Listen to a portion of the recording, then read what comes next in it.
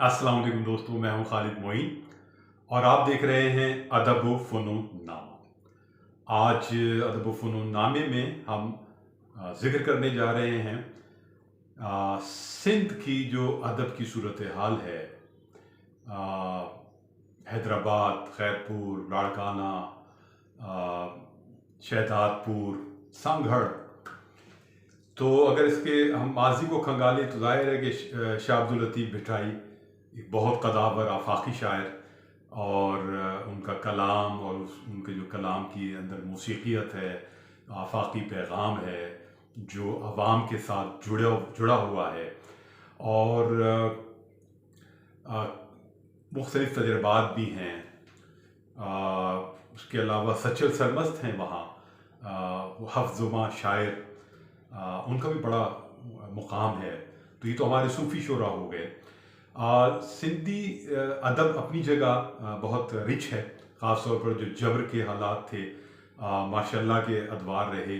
उसमें सिंधी अफ़साने ने बहुत मज़ाहमती अफ़साने ने और शायरी ने भी बहुत नुमायाँ खिदमात अंजाम दी और आवाम से वो जुड़े रहे। जदीद असनाफ़ के तजर्बात भी आपको मिलेंगे सिंधी अदब में। और जो सिंधी और उर्दू अदब है ये कभी आपस में मिला जुला होता था। अगर आप देखें तो उर्दू सिंधी मुशायरों की रिवायत बहुत ज़्यादा रही है। 70 में, सन 60 में और 80 तक भी हमें ये रिवायत नज़र आती है। लेकिन फिर 90 के बाद ये रिवायत बावजूद बहुत सारे सियासी मराहिल और मसाइल की वजह से कमज़ोर पड़ती हुई भी नज़र आई। उर्दू की बहुत अहम शख्सियात पूरे सिंध के अंदर रहीं और उन्होंने बहुत नुमायाँ खिदमात भी अंजाम दी। पूरे सिंध के अंदर, सिंध के मुख्तलिफ़ शहरों में ये तमाम शख्सियात मौजूद रहीं, जिनमें आफाक सिद्दीकी भी रहे, खालिद अलीक साहब भी रहे और बर्ग यूसुफ़ी साहब भी रहे, दर्द असदी साहब भी रहे, सबा अकबर आबादी साहब भी रहे, मोहसिन उबाली साहब भी रहे, हिमायत अली शायर साहब भी रहे और बहुत कदावर शख्सियात। अख्तर अंसारी, अख्तर अंसारी अकबर आबादी, ये भी एक बड़े बुजुर्ग थे ज़बरदस्त, जो हैदराबाद में उन्होंने डेरा डाला हुआ था, एक होटल में कमरा लिया हुआ था और वहीं वो नशिस्तें भी करते थे। मैं भी वहाँ गया कुछ नशिस्तों में। और नई कदरें एक उनका रिसाला था जिसमें मैं भी बहुत इब्तदाई दौर में छपा।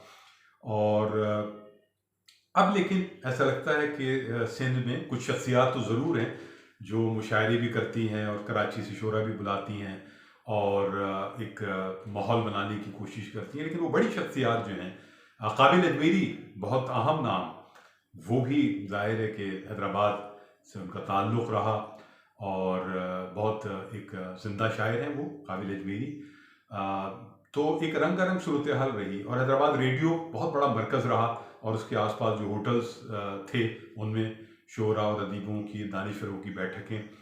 और सरबत हुसैन भी चले गए थे एक ज़माने में हैदराबाद ही में, या सिंध में रही लेकिन हैदराबाद उनका एक मरकज़ रहा और मेरी मुलाकात भी सरबत भाई से वहीं हैदराबाद में हुई। एहसन सलीम भी वहाँ रहे और बहुत शख्सियात रहीं। लेकिन अब क्या है, अब बड़ा सन्नाटा नज़र आता है। अकबर मासूम सांगड़ में थे, वो गुजर गए। इनाम नदीम एक बहुत अच्छे शायर हैं और बहुत पढ़े लिखे और तर्जुमे भी बहुत खूब कर रहे हैं। वो भी शहदादपुर में थे गालिबन, तो वो उठ कर यहाँ कराची आ गए, पढ़ाते हैं, यहाँ उनकी पोस्टिंग है। तो अब मुझे लगता है कि पूरे सिंध में अगर किसी एक शख्सियत की बात की जाए तो वो शख्सियत कौन हो सकती है?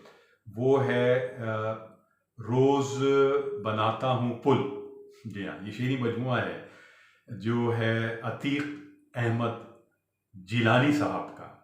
तो अतीक अहमद जिलानी साहब इस वक्त जो है पूरे सिंध की जो नुमाइंदगी हो सकती है एक आला मयार पर, एक कौमी सतह पर, तो वो अतीक अहमद जिलानी कर रहे हैं और उनको मान सम्मान ज़्यादा देना चाहिए। बहुत ही शरीफुन्नफ्स आदमी हैं, बहुत ही लिए दिए रहने वाले हैं, बहुत ही शोहरत से और मुशायरों से निस्बतन गुरेज करने वाले हैं और पढ़ने लिखने वाले आदमी। अभी हाल ही में रिटायर भी हुए हैं, प्रोफेसर थे, पढ़ाते थे।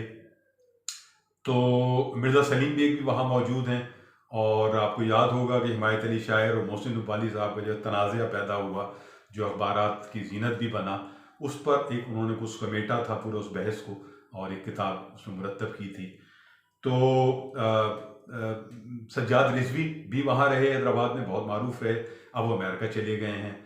तो अतीक अहमद जिलानी हमारे बड़ा पसंदीदा शायर, बहुत प्यारे शायर और बहुत प्यारे इंसान। तो आज हम थोड़ी सी बात उन पर ही करने जा रहे हैं, और मैं चंद शेर भी आपको सुनाऊंगा। मजमुआ तो उनका जाहिर है कि एक ही आ सका है, और वो मजमुआ अच्छे अंदाज में नहीं आया। मैं समझता हूँ कि पेपर बैग पे वो मजमुआ नहीं आना चाहिए था। एक आदमी की पूरी ज़िंदगी की रियाजत है वो, और गज़ल का ऐसा रंग ढंग और ऐसी शगुफ्तगी, ऐसी ताजगी और ऐसा क्लासिकल और जदीद हैसियत के साथ जोड़कर गज़ल कहना, वो आसान काम नहीं है, बड़ा काम है, जो अतीक अहमद जिलानी बहुत सहल अंदाज में करते हैं। तो उसको बहुत अच्छी तरह मुजल्लिद अंदाज में वो किताब आनी चाहिए थी, बहुत ज़्यादा फैलना चाहिए थी, और उसकी तकरीबन नुमाई मुख्तलिफ़ शहरों में होनी चाहिए थी। कराची में तो हम कोशिश कर रहे थे, और हमारी ख्वाहिश थी कि उनके साथ एक बहुत ज़बरदस्त शाम मनाई जाए, लेकिन वो कुछ गुरेज की हालत में है, कुछ कराची भी कोविड की वजह से अभी नीम खाबिदा सा है। इंशाल्लाह जागे तो ज़रूर होनी चाहिए। शेर मैं आपको बात सुनाता हूँ उनके, बहुत कमाल शेर वो लिखते रहे हैं। यकीन क्यों नहीं करते हैं ये दरो दीवार, यकीन क्यों नहीं करते हैं ये, यकीन क्यों नहीं करते हैं ये दरो दीवार, इन्हें बताओ इसी घर का आदमी था मैं, इन्हें बताओ इसी घर का आदमी था मैं। रात ख्वाब को मेहमान बनाया मैंने, रात ख्वाब को मेहमान बनाया मैंने, कभी तकिया कभी चादर कभी बिस्तर हुआ मैं। रात ख्वाब को मेहमान बनाया मैंने, कभी तकिया कभी चादर कभी बिस्तर हुआ मैं। नाखुदाई तुम्हें मुबारक हो, अब तो दरिया उतर रहा है मियाँ, नाखुदाई तुम्हें मुबारक हो, अब तो दरिया उतर रहा है मियाँ। खामोशी से कलाम करने को, खामोशी से कलाम करने को, शोर सुनकर गली में आता हूँ, शोर सुनकर गली में आता हूँ। और मुसाफत की थकन भी साथ आई, मुसाफत की थकन भी साथ आई, मेरे हमराह घर से वापसी पर, मेरे हमराह घर से वापसी पर। कबाए तंग मुझ पर, कबाए वक्त मुझ पर तंग होती जा रही है, कबाए वक्त मुझ पर तंग होती जा रही है। सो ये पोशाक आइंदा न पहनी जा सकेगी, सो ये पोशाक आइंदा न पहनी जा सकेगी। कोविड के हवाले से भी, और ज़ाहिर के हादसात और नागानी सूरत हाल में भी ये बहुत कमाल का शेर है। कोई सादा सा वर्क ढूंढ रहा था कल शाम, कोई सादा सा वर्क ढूंढ रहा था कल शाम, एक दफ्तर निकल आया मेरी अलमारी से, एक दफ्तर निकल आया मेरी अलमारी से। अब कोई राज नहीं कूचा नवर्दी मेरी, अब कोई राज नहीं कूचा नवर्दी मेरी, सबको मालूम है किस काम से निकला हुआ हूँ, सबको मालूम है किस काम से निकला हुआ हूँ। तो ये अतीक अहमद जिलानी साहब, अतीक जिलानी भी उनका नाम चलता रहा है, मेरे जहन में भी यही है, लेकिन अतीक अहमद जिलानी जो है वो उनका दायर नाम है और पोइट्री में है तो वैसे ही होना चाहिए।